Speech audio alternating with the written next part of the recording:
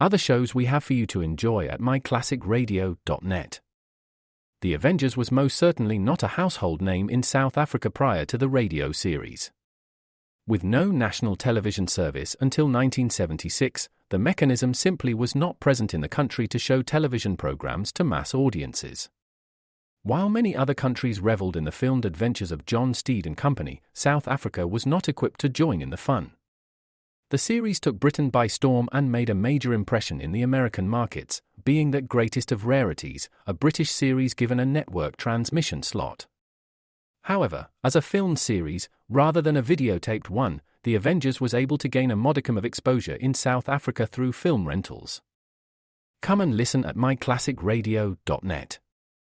Other shows we have for you to enjoy at myclassicradio.net. 21 Precinct was a police drama broadcast on CBS from July 7, 1953, to July 26, 1956. It initially served as a summer replacement for My Friend Irma. The show was produced in cooperation with the Patrolmen's Benevolent Association of City of New York and adaptations from True Criminal in New York. The Policeman's Point of View. Historically, the 21st Precinct had been located near Gramercy Park, Manhattan. In 1929, the department reorganized the precinct numbering, and 21st designation was discontinued. No such precinct existed during the run, nor does a 21st precinct exist. However, the fictional precinct's territory closely corresponds to that of the Upper Side's 23rd precinct since 192. Come and listen at myclassicradio.net. Susan, it's so great to finally be able to get together again. Oh, it sure is. And I really appreciate you picking up the bill. I'm happy to. I've got the extra cash. Since we've all been driving so much more again, I've been using Get Upside, the free gas app that pays you cash back for every gallon of gas you buy. Wait a minute. Are you saying you actually get paid cash when you buy gas with the Get Upside app? Yes, up to 25 cents a gallon. Cash back every time I buy gas. Does that actually add up to anything? Some months I make $200 to $300. Wow, that's serious extra cash. I'm downloading the free Get Upside app now. Download the free Get Upside app now in the App Store or Google Play to save up to 25 cents a gallon when you buy gas. Use promo code MONEY for a 25 cents a gallon bonus on your first tank. That's up to 50 cents a gallon on your next fill-up. You can cash out anytime to PayPal or an e-gift card for Amazon and other brands. Just download the free Get Upside app and use promo code MONEY for a 25 cents a gallon bonus on your first tank. That's code MONEY. Call all hands. Beat to quarters.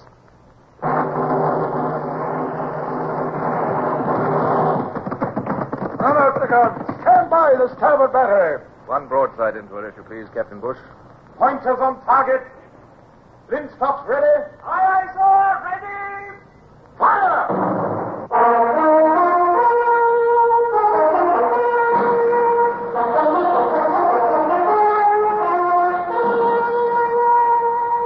Presenting Michael Redgrave as C.S. Forrester's Indomitable Man of the Sea, Horatio Hornblower.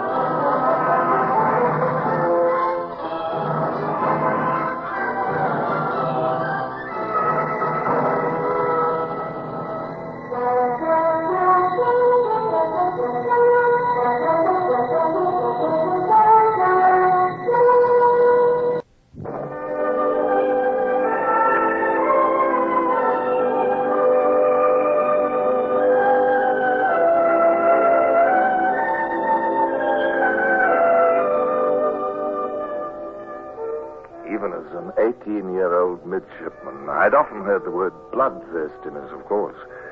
I'd read of the blind hatred that was said to seize on fighting men in crises.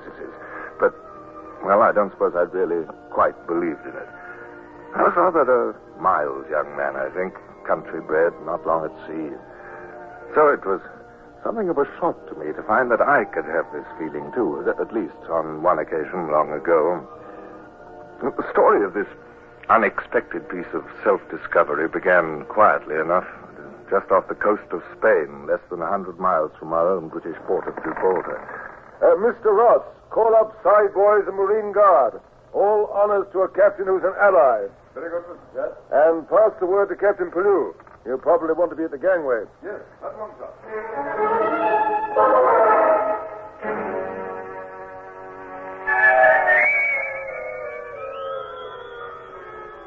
Mr. Hornblower, make the Spanish captain welcome.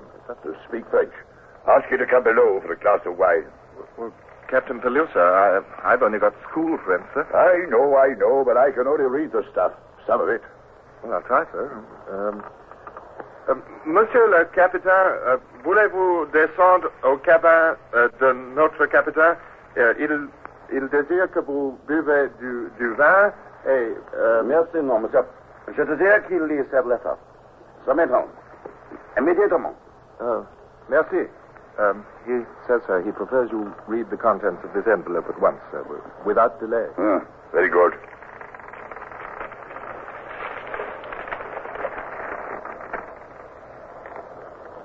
Well, now... Oh, it's in French. Here, read it, Hornblower. Yes, sir. Well, it's mostly compliments addressed by His Excellency the Duke of Belquite to the most gallant ship captain, Sir Edward Pellew, Knight of the Bath, and so on. Yes. But, well, sir, the real nub of it seems to be that Spain is now neutral, no longer at war with France, and must enforce her rights. It says, sir, that we have been at anchor here 24 hours, What? and that if we... The Spaniard's leaving us in the lurch? Doesn't he know we've been his ally, a faithful friend? Why, go on. Yes, sir. 6 hours from now, sir, if we are still within range of the shore batteries, they will have orders to fire on us. For gall of it, I've a mind to. Hornblower. Sir? You tell this fellow. No, never mind. I must let him see he's made me angry. Mr. Hornblower. Sir? Tell Mr. Chat to see him over the side with all the honors. Side boys, bosun pipes, drummers. Yes, sir. Yes? Everything we can muster. Then I'll go below and do my swearing. Tell Mr. Eccles I want to be underway within the hour. Yes, sir. Infernal impudence.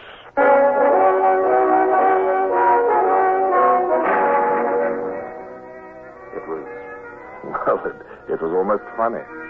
I poured out complimentary farewells to the best of my ability, and while I was doing it, the two captains stiffly exchanged bows of every phrase, hats across stomachs and so on. But Captain Pellew was as good as his word, or even better. The cable was hove short in less than an hour, and as we slowly got underway, I stood in the waist with Mr. Wales, our carpenter, looking across at the distant white town, which would soon fade. Two long, sharp prows had emerged from the inner bay and were pointing towards the Indefatigable. They were a sort of ship I'd never seen in my whole life, at least outside my history books at school. Why, Mr. Wales, what are they? Galleys, Mr. Hornblower. Galleys? But like ancient Roman triremes, is that it? That's it. And manned by slaves. Trades out of the ancient world, and yet here beside modern craft like ours. Oh, this is something to see, all right. How many do the Spanish have in commission, Mr. Wales? Couldn't help having you, Mr. Hornblower. A dozen, I should say. 4 men to the oar and 50 oars. That means 200 galley slaves per ship. Oh, and now our last salute. I see we're getting it.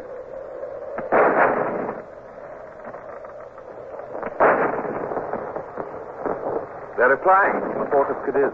Yes, a bit ironic, these courtesy salutes. Hornblower, I'll wager the next time we hear those guns from shore, they'll be firing the real thing.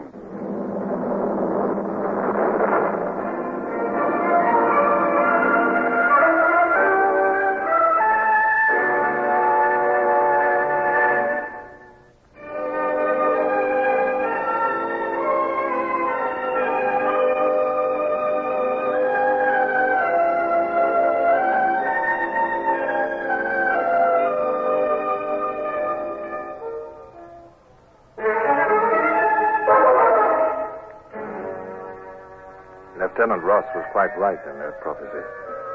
The tide of war was turning against England. Nation after nation was retiring from the contest against the tyrant Bonaparte. And in the weeks that followed, it looked as if we would soon stand almost alone against the world. I do not like the look of it, Mr. Chad. Don't like it one little bit. The current is quite strong, sir, and what faint prevailing winds there are blowing in the same direction. And our grain ship... Confound it all. I'd give my arm for 2 hours of a southerly wind just now. That's all we need to waft us up to the Moe. Well, what is it, Mr. Hornblower? Sir, masthead lookout has just reported vessels approaching far off on the port beam. Lieutenant Ross asks for instructions, sir. Port beam, eh? Give me that glass, Mr. Chad. Yes, I think I can barely detect it. Take the glass, Mr. Chad.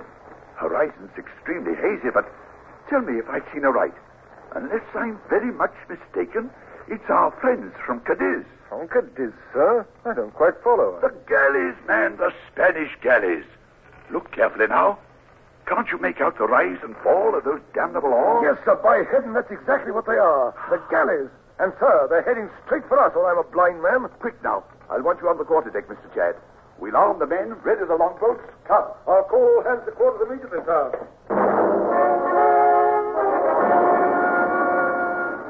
Apparently, the galley's intention was to fall upon the merchant ships lying farthest behind in the convoy. 3 grain ships lay within half a mile of us and might be covered by our gunfire, but the others could expect no such protection. And a pair of galleys sped towards these, looking like ghosts, sinister ghosts of long-dead cruelties and injustices. Are all boats assembled, Mr. Chad? Aye, sir. Mr. Soames will command the cutter, Mr. Mason the longboat.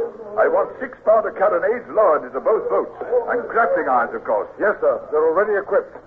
Mr. Hornblower, sir, you are to check all personal arms, but make sure each hand has pistol and cutlass as he goes overside. Oh, I thought perhaps the jolly boat was going too, sir. That's my special charge, you know, sir. Your jolly boat attack one of those war galleys, Hornblower? A 12-foot nutshell with a crew of 6? Don't make me laugh. Well, sir, we could just pull to one of the grain convoy, sir, and reinforce her crew against attack. Yes, possibly. Captain Pelusa, what do you think of the young man's proposal? He says he and his crew might be required by one of the convoys. Jackson, go bring our other men. Be quick now. All right, Mr. Hornblower. See about it, then. Make for any one of our ships that may need help. And put your men aboard her. But don't waste any more time with talk of jolly boats in action. Thank you, sir. Jackson, under! All 6 of us is ready, Mr. Hornblower. They was all here for the davits anyhow. Good. Got pistols and cutlasses? Aye, sir. Then swing out the jolly boat. You're aching to attack them demon ships themselves. Quiet. Well, we just might want to, Jackson, if a chance came. Are you willing? And the others, too? Willing? I longs to have a crack at them myself. So does all 6 of us. Don't worry done about that, sir. Good. Then we'll see.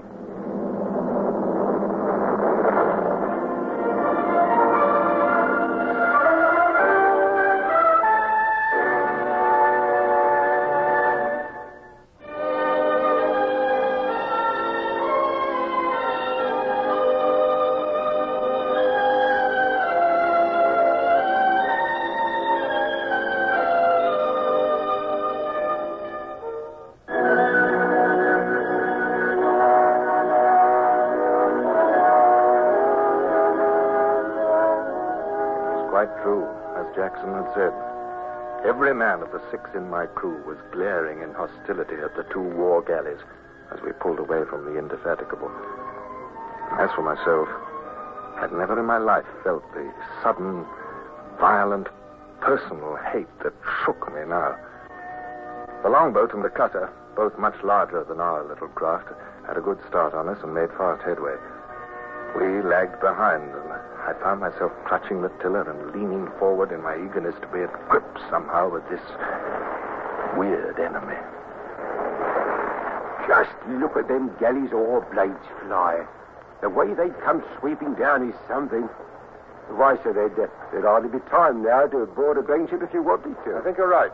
I'm going to pull the tiller over. We'll follow the cutter, for better or for worse. Sir, Well, Hunter? I can see Mr. Soames in the cutter giving orders, sir. She's pointing her 6-pounder at the galleys. She going to fire? I wonder. It's much too great a range for that 6-pounder pop gun, I'm afraid. All the same, I'm glad to see she's ready. Sir, look there. What is it? There's the other galley, big as life, driving right in between them two merchant ships. And our cutter's in her very path. Pull, man. Pull! We've got to get out there and help. Pull for your lives, I tell you. Pull! We're gaining on the cutter, Mr. Hornblower. She's fired. The cutter's fired. Straight at the galley's bow. This done no good. It's just splinters, see? This don't look good for the cutter, sir. Those oars are quickening now, and the galley's coming down to ram her. It's like the Greeks at Salamis or somewhere. Pull!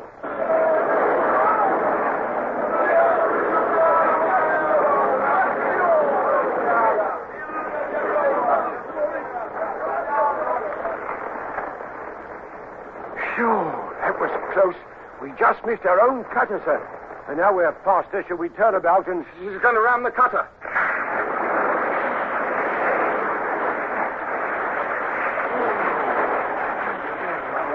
Why, the only they've cleaved the cutter right in two. And Mr. Soames was standing up in the stern sheets when she struck. Yes. I can't even see him now.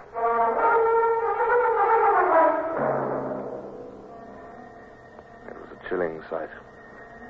One moment before, Lieutenant Soames looking straight at the death which cleaved towards him through the blue water. And now, no trace of him or half his men. A few men clung to the severed cutter's stern parts. But as the Spanish galley's starboard oars swept by us, just clearing us and our own oars, she rode them down relentlessly and passed over their bobbing heads. Give way, Port! Give way! Use your grapnel, Jackson. Use it now. We're going aboard that devil ship. Jackson yelled an oath in reply and hurled our grappling hook on its long line. It caught in the florid gilt rail of the galley's quarter just before she swept out of our reach. I was wild with rage and horror now. Somehow we must avenge that cutter's crew. Our own men had been slaughtered by this ghost out of the past. I already loathed her for her brutal slavery, but the cutter's fate was the last straw. I can't hold her, sir. Do you feel that pull? Line's cutting my hands off. Take a turn round the cleat. Don't be a fool. We've got to hold on to her, Jackson. She's fast round the cleat. Oh, I swear it's like we'd harpooned a whale, ain't it, sir? Look, lively, sir. They've seen us. There's a Spaniard running aft on her poop. He's got a knife to cut our line. Well, then, shoot him, Hunter. Good shot, Hunter. He fell right out of sight below the rail. Look, men, the odds are heavy against us, but we've a good chance to climb aboard. Are you for it? We're only 7. Aye, aye, sir. Aye, aye. Good, lads. All right, pull up then there. You, Davis, you, Carson, give Jackson a hand with the line. Haul us up in closer to our stern. They were as fighting mad as I, all of us shouting at each other, shaking with fury and excitement. Now, it was then that word I'd read came back to me, flared in my mind like fire. Bloodthirstiness. Well, finally I knew what that word meant. I was insane with it. Then 4 or 5 swarthy faces appeared above the galley's gilded stern, and muskets pointed down into the jolly boat. Our pistols, lads, and fire! Them Spanish heads went out of sight right quickly, sir. Carson's near conscious. Reload.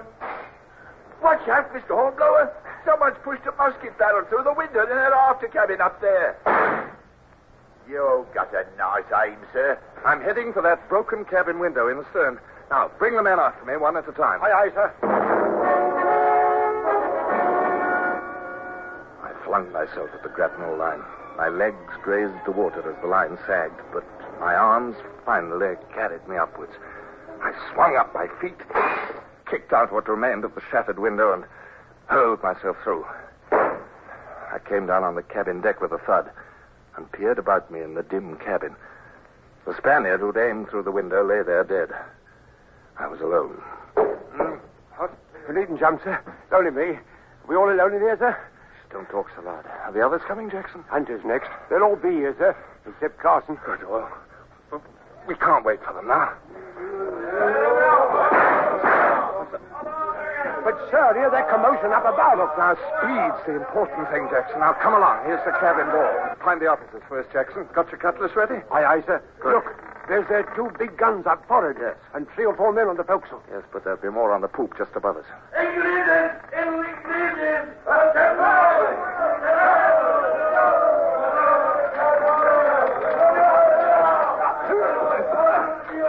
Look behind you. What? More Spaniards from the forecastle. They got their swords out, too. More Spaniards. It's Mr. Chad and some hands, sir. They're coming overside.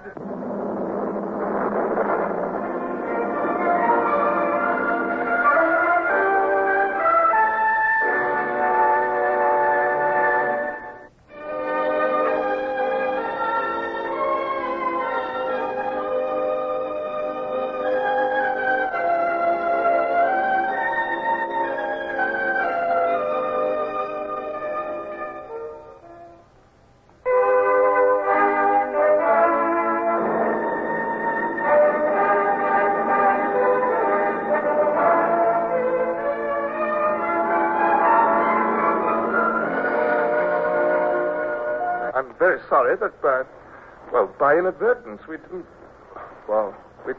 follow instructions. You see, sir, it was... Oh, but the Admiral will be pleased all the same, Mr. Hornblower. How's that, sir?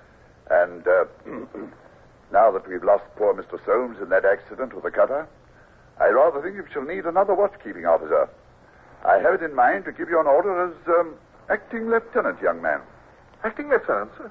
But, sir, I just lost my head, I think. I boarded the galley in a kind of fit of, I don't know, insanity, perhaps. It might be well if more young officers lost their heads in that way, then. But, sir, I wouldn't like to make false pretenses, sir. Now I'm honored for it. I'm almost ashamed of that blind rage now, sir. I must be honest, I am. Never question the lucky things that happen to you, Mr. Hornblower.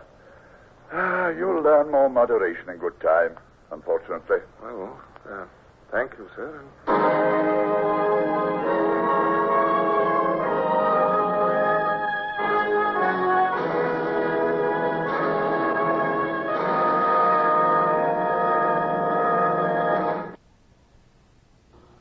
Horatio Hornblower, starring Michael Redgrave, is based on the novels by C.S. Forrester.